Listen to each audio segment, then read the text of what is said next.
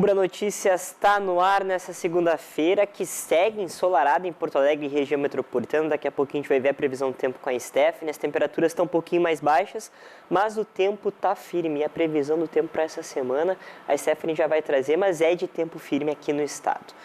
A gente abre o Ubra Notícias de hoje falando que a Anvisa revogou medidas que proibiam plataformas digitais de comercializar, distribuir ou fazer propaganda de medicamentos. A mudança ocorre após uma nova lei permitir que farmácias e drogarias licenciadas utilizem plataformas digitais para logística e entrega de medicamentos. A Agência Nacional de Vigilância Sanitária revogou as medidas preventivas que impediam 4 plataformas digitais de atuar na comercialização e divulgação de medicamentos. As decisões foram publicadas nesta segunda-feira no Diário Oficial da União. A mudança ocorre após a entrada em vigor da Lei nº 15.357. A legislação passou a permitir que farmácias e drogarias regularmente licenciadas contratem plataformas digitais e serviços de comércio eletrônico para fazer a logística e a entrega de medicamentos aos consumidores. Apesar da revogação das medidas, a mudança ainda não significa que a venda de medicamentos pela plataforma esteja liberada de forma irrestrita. A Anvisa ainda precisa publicar uma regulamentação específica para definir como a nova regra vai ser aplicada. As 4 decisões entram em vigor a partir da publicação no Diário Oficial da União. A comercialização e entrega devem seguir as normas sanitárias estabelecidas pela Anvisa e vão ficar vinculadas a farmácias e drogarias devidamente licenciadas. Lembrando que também, a partir deste mês, a gente vai ter medicamentos disponíveis em supermercados. É claro que não tem nenhuma relação com a entrega desses medicamentos, mas tem relação com a oferta para os consumidores. E 5 comunidades de Porto Alegre vão ser atendidas pela unidade itinerante da Secretaria Municipal de Saúde nessa semana. Nessa segunda-feira, o atendimento ocorre no Centro Social Santo Antônio de Anelli, no bairro Belém Velho, das 10 horas da manhã, começou agora há pouco e vai até as 4 horas da tarde. Até a sexta, a unidade também passa pelo bairro Floresta, Humaitá, Anchieta e Lomba do Pinheiro. São oferecidos serviços como vacinação, consultas, testes rápidos, pré-natal, curativos e atualizações de receitas. E a Ubra TV esteve presente na cidade da advocacia em Porto Alegre. O espaço reuniu profissionais e estudantes do direito em uma programação marcada por conhecimento, troca de experiências e integração. A cidade da advocacia foi palco de encontros, debates e atividades voltadas ao universo jurídico. A programação reuniu diferentes gerações de profissionais e acadêmicos em um mesmo espaço. Isso é um orgulho para o Rio Grande. Nós estamos trazendo aqui movimento para os restaurantes, para os hotéis, para a cidade, para a economia. E eu estou realmente muito emocionado. A cidade da advocacia, quando eu idealizei ela há 5 anos atrás, eu dizia, se nós tivermos naquela edição de 2022 1.500 inscritos, eu já estava feliz. Lá nós tivemos 5.000. E agora batemos o número de 38 mil pessoas inscritas. Efetivamente, a cidade da advocacia virou um legado também da nossa Ordem dos Advogados para a advocacia, que vem aqui ter orgulho de ver a nossa profissão ocupar um espaço tão simbólico para o nosso estado, para a nossa cidade, e trazendo a advocacia de todo o país para cá, as melhores mentes, para debater algo que tem protagonizado a sociedade, que é o direito. A gente traz a advocacia para estudar, se aperfeiçoar na questão intelectual, mas também um encontro para os colegas advogados, inclusive para os alunos de direito. E lá na Ubra, a gente convidou todos os alunos para estarem aqui, aproveitando tudo que a cidade da advocacia tem proporcionado para a advocacia do Rio Grande do Sul e do Brasil. Além de acompanhar as discussões da área, o público também teve a oportunidade de ampliar conhecimentos, trocar experiências e fortalecer conexões profissionais. É uma alegria e o curso de Direito está aqui. Os professores do Direito estão aqui presentes, se atualizando e participando das atividades da OAB. E nossa maior alegria é encontrarmos não só os nossos acadêmicos aqui, Realizamos, inclusive, atividades da matriz curricular aqui dentro da cidade da advocacia, mas a maior satisfação é encontrar os egressos.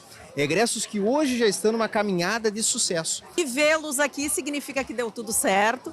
A UBRA prepara os nossos futuros profissionais, que hoje são colegas, né, com muita competência. E é um grande prazer estar aqui nesse evento grandioso, gratuito, que reúne toda a advocacia gaúcha. A presença da UBRA TV no evento reforça o compromisso com a cobertura de iniciativas que aproximam a comunidade acadêmica do mercado de trabalho e das diferentes áreas de atuação profissional. É um evento inovador, né? Não é sempre que acontece, é uma vez por ano, muito esperado por nós alunos, né?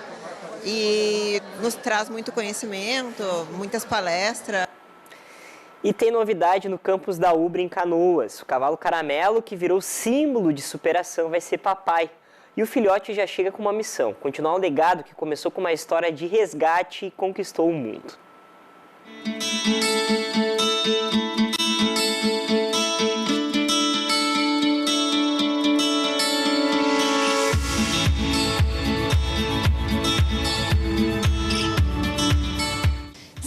O Caramelo vai ser papai e eu tô aqui com a Laura Cezimbra, que é diretora da Clínica Veterinária da UBRA, que vai contar pra gente sobre essa ideia da nova família Caramelo.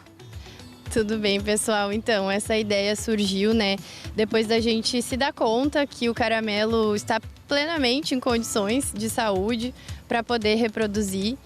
E também para deixar esse legado de resiliência e resistência que ele nos mostra todos os dias e que eu já falei diversas vezes.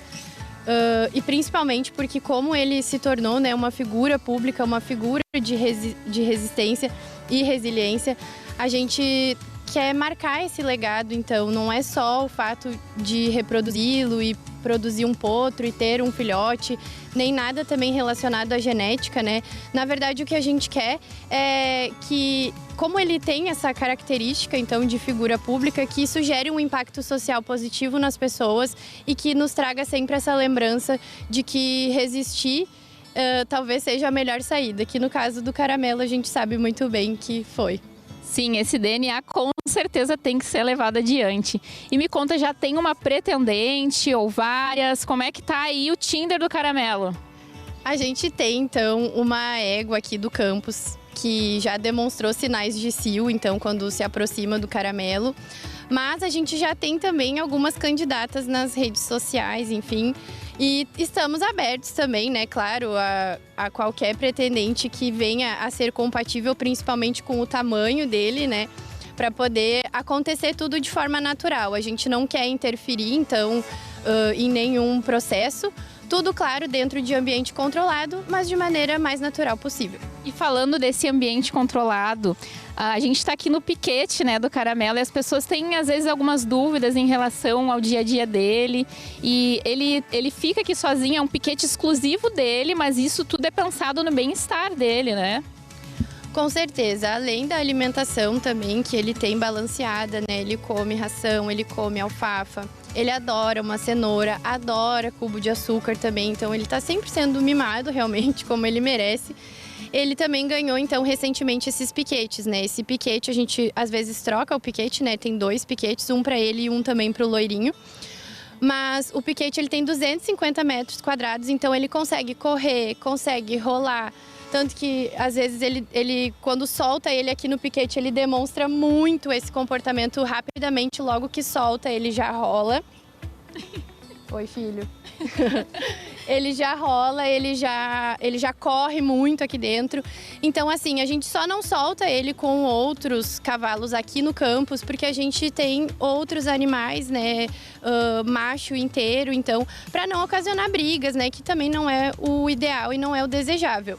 Mas sim, ele tem o comportamento equino dele normal aqui perto do loirinho, então ele demonstra isso, né, eles ficam próximos, às vezes pastando bem perto um do outro, claro que cada um no seu piquete.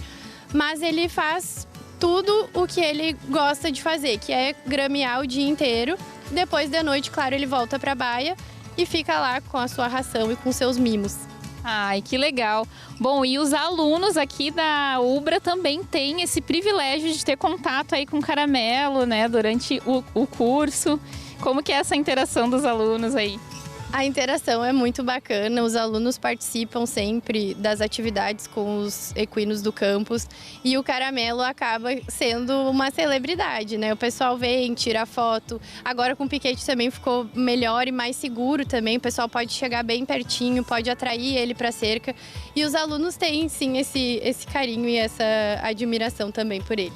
Ai, que legal. Muito obrigada, Laura. E se você quiser saber mais sobre essa saga aí da procura da namorada do Caramelo e a família Caramelo, acompanhe ele lá nas redes sociais, @cavalocaramelo.oficial.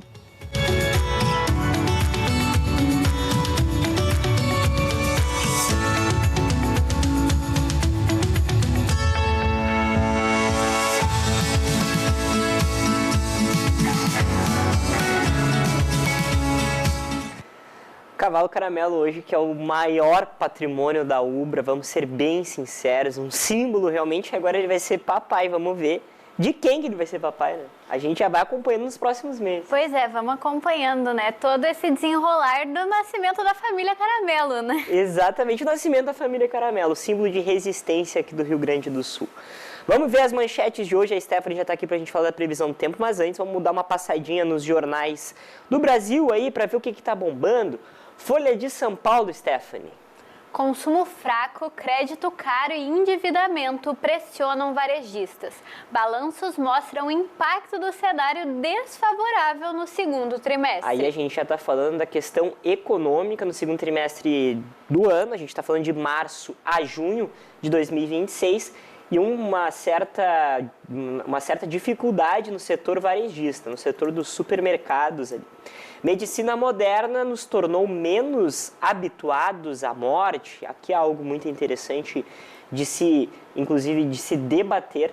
E para finalizar aqui, novo ícone arquitetônico da cidade, aí a gente está falando lá de São Paulo, né? Folha de São Paulo hoje bem centrada em relação à economia nacional e também aqui falando um pouco de eleições lá do estado de São Paulo. Vamos para a próxima manchete de hoje, para a gente sair ali da Folha de São Paulo, vamos ir muito provavelmente, ainda seguimos na região sudeste, mas continuamos em São Paulo, Steph.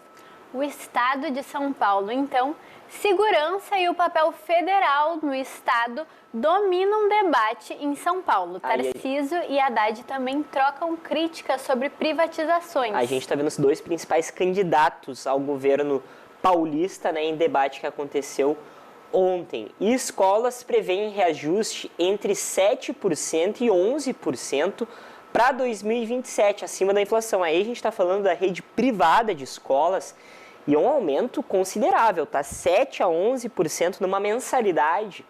E aí não é só mensalidade, né? Muitas vezes tem os livros que acabam subindo.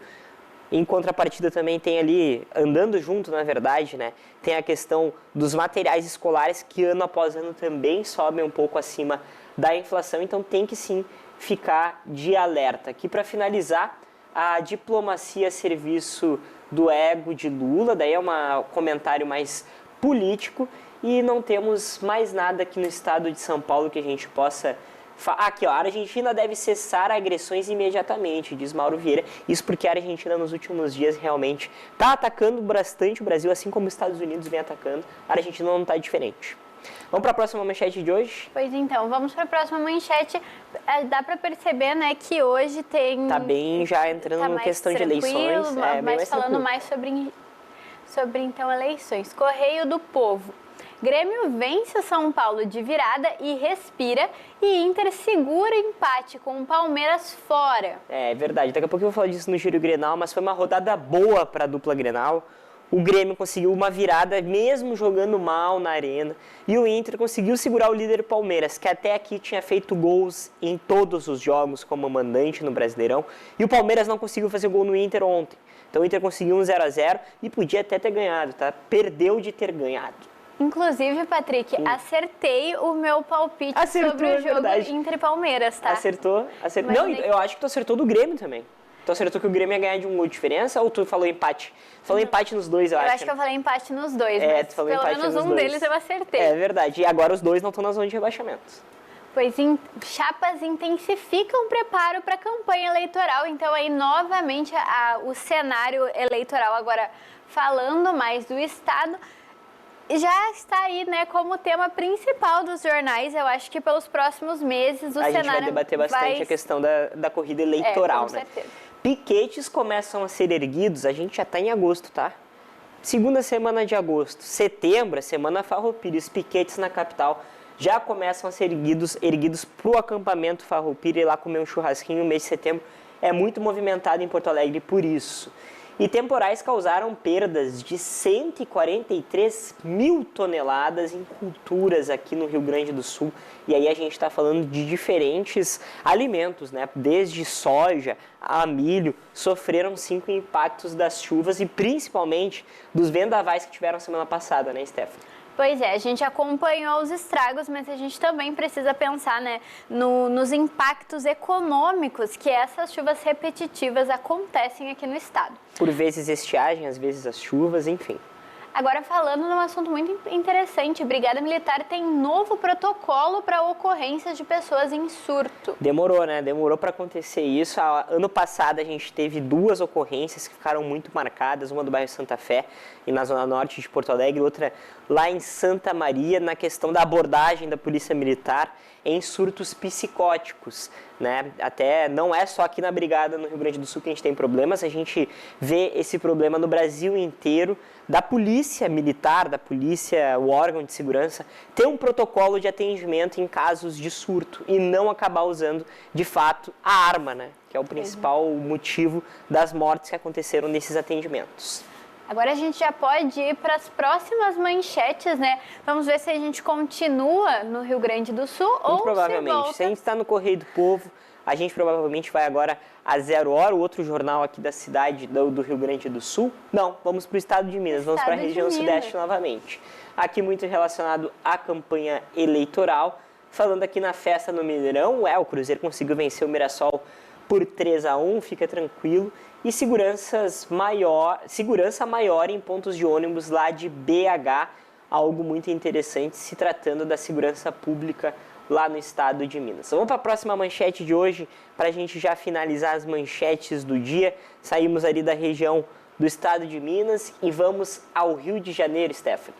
Jornal O Dia, um jornal muito colorido também. Mas muito infeliz nas manchetes. 4 milhões de moradores vivem na Grande Rio sob influência do crime. Olha aí, um número absurdo, 4 milhões é muita gente. Praticamente é 1/3 do Rio Grande do Sul vivendo em um local que tem influência muito presente do crime.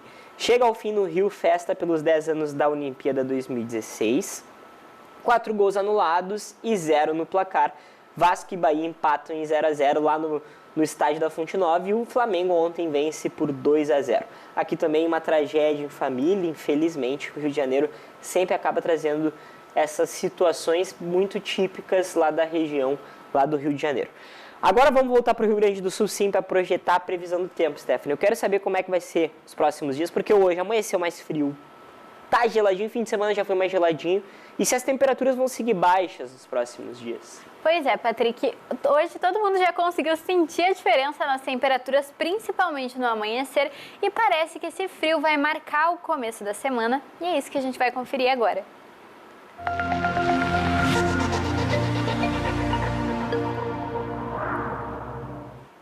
Bom, o frio que marcou essa segunda-feira deve permanecer atuando na terça-feira, porém com a influência de uma certa massa de baixa pressão que deve trazer chuva a parte do estado. Então, região norte, noroeste do estado e parte da região central devem ser as mais atingidas pelos volumes de chuva, que não devem ser tão intensos quanto na semana passada, mas devem sim aí estar presentes em uma grande parte do estado. As temperaturas continuam baixas, principalmente ao amanhecer, podendo chegar perto dos 0 graus, e especialmente na região da fronteira. Vamos conferir agora como é que ficam as temperaturas, começando pelas mínimas. Em Porto Alegre, 6 graus, Santa Maria com 6 graus também, 3 graus de mínima lá em Bagé, 7 graus em Uruguaiana e 10 graus em Erechim, um amanhecer um pouco mais ameno por lá, né, comparado com o restante do estado. Vamos conferir como é que ficam as máximas agora, que também não devem subir muito, tá? 17 graus em Porto Alegre, 14 graus em Santa Maria, 13 graus em Bagé, 15 em Uruguaiana e lá em Erechim, 12 graus, uma amplitude térmica bem reduzida no norte do estado, inclusive. Vamos ver como é que fica o tempo em outras cidades aqui do estado? Aqui em Canoas, o sol deve prevalecer por grande parte do dia, mínima 7 graus, máxima 17. Em São Sapé, na região central do estado, também com bastante sol, mínima 5 graus, máxima 15. Picada Café, na Serra Gaúcha, já tem a tendência de ser um pouco mais friozinho, mínima 4 graus, máxima 14. Capão da Canoa, mínima 10, máxima 16. A gente vê que o tempo segue firme aqui no Rio Grande do Sul, em diferentes regiões, região do litoral, região mais próxima da Serra Gaúcha, Picada Café não está longe, e Canoas. Vê que o tempo está firme, é verdade, as temperaturas estão um pouquinho mais baixas que nas últimas semanas, mas ao mesmo tempo a gente fica com aquele sentimento, agosto geralmente é mais frio que isso.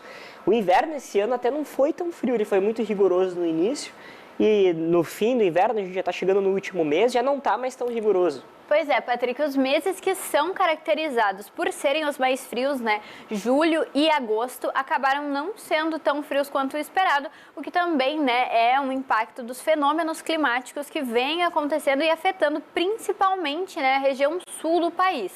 Mas agora a gente vai conferindo, né, como que fica nos próximos dias, e o fato de não estar chovendo já é uma boa notícia para nós gaúchos. Um bom indício, e lembrando que o El Niño, de fato, para chegar no Rio Grande do Sul, a tendência é final de agosto, início de setembro. Então a gente vai acompanhando também, porque antes do El Niño chegar, muito provavelmente vai ter uma massa de ar quente. Não entendo muito bem essa questão, mas muito provavelmente como acontece nas últimas vezes, como aconteceu. Pois é, a gente vai acompanhando, porque muito provavelmente esse frio não deve durar muito tempo pelos efeitos do El Niño, né? O fim de agosto deve ser marcado por temperaturas mais altas, mas a gente vai acompanhando ao longo do mês.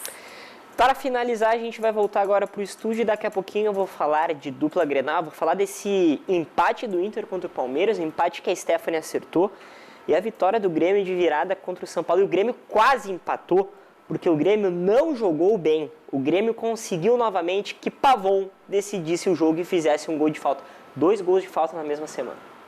Impressionante. Eu até busquei na memória se na mesma semana eu tinha visto o time do Inter, o time do Grêmio, um jogador fazer 2 gols de falta seguidos, em 2 jogos seguidos, no mesmo estádio. Bizarro. Pavon foi lá e resolveu, tanto para o Grêmio contra o Mirassol na Copa do Brasil, quanto contra o São Paulo agora no sábado, e o Grêmio se safou de pelo menos ter perdido 2 pontos. Mas isso não importa, o Grêmio agora não está no Z4, está fora do Z4 e tem uma sequência mais tranquila pelo Campeonato Brasileiro. Vou voltar para o estúdio e até amanhã aqui no Ubra Notícias.